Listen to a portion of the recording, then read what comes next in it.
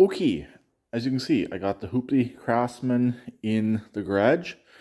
I cleaned the carburetor earlier. I'm not starting it up right now. It's almost 8 o'clock at night. At least I'm not going to attempt to start it up right now. That'll have to wait till tomorrow. But the carburetor is clean. No, that's not a brand new carburetor. That is the original. To be honest, inside the carburetor was actually quite clean. Little tiny specks of dirt in the bottom of the bowl. But overall, the carburetor looked really nice and clean.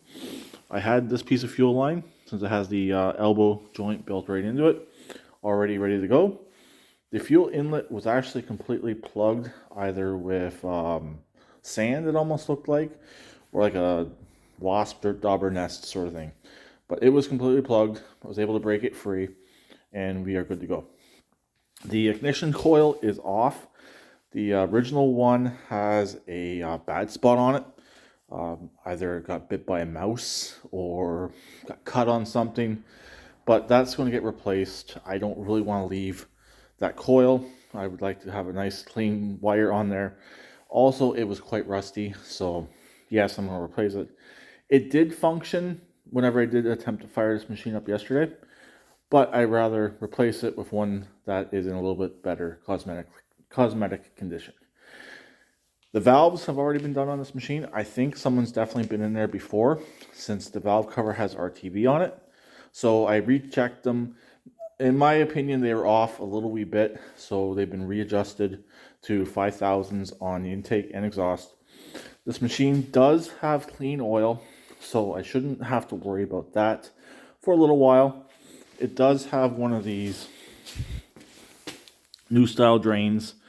I don't know of any issues with those. At least I haven't heard of any issues. I know the quick release ones were definitely problematic, so I'm glad it's not one of them.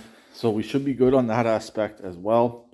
I have not even tried to crank this thing over since I did the valves. I'll most likely put a battery in it though, since running them off the jumper pack is harder on the starter.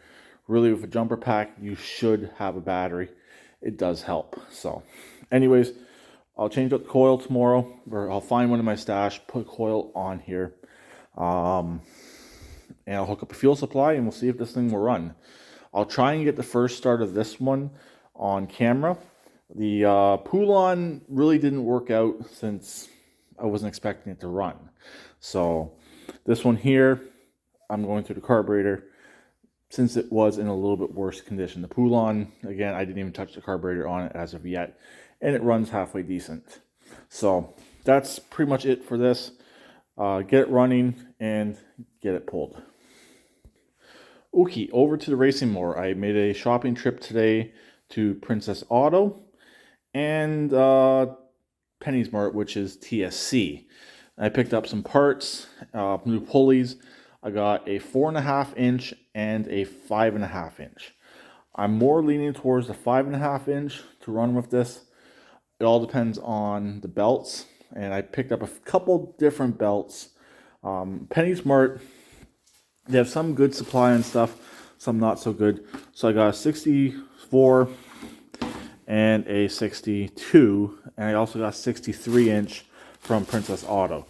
Penny's Mart did not have a 63. To be honest, I'm hoping it's a 63 since this is a Kevlar belt, but that will be done either tomorrow or Monday. We'll jack this thing back up and I will figure out the belt length on this. Again, it's kind of hard to do with one person, and I'm working underneath the actual machine. My mower lift is stuck in the second shed, and I can't really get it out too easily. So anyways, the V-twin will come out of this tomorrow. Hopefully all things will work out. That single cylinder will actually get bolted into this machine tomorrow as well. I won't be hooking anything up. I just want to put it in there and maybe do the choke, but that's probably going to be it. I gotta do the choke conversion on the single cylinder, remove the rod, and allow basically for the choke cable to be hooked up, because this does have obviously a separate choke and throttle. But the main reason why to put the engine in to get the belt mocked up, and we'll go from there. I still got a bunch of rear end work to do on this. The rear end belt, the rear belt is ready to go. I got to do the transmission still, and I got to do the front transmission supports still. But the transmission that's in here is not staying. It's just mock-up since it does have issues. So don't sweat. I do have another one for it. It just needs to get pulled out, and a lot of stuff is getting swapped around with many of my other tractors, which I'll be discussing more in later videos. So anyways, that's pretty much what's going on with the Hooptie Craftsman. Yes, I did decide to change its name to the Hooptie Craftsman, because that's basically what this machine is. It is a pile. It's not being fixed, and it's basically all it's good for is parts, and that's all it's going to be used for. So anyways, like I said, we'll see if this will run tomorrow. Hopefully it does, and hopefully everything will work out.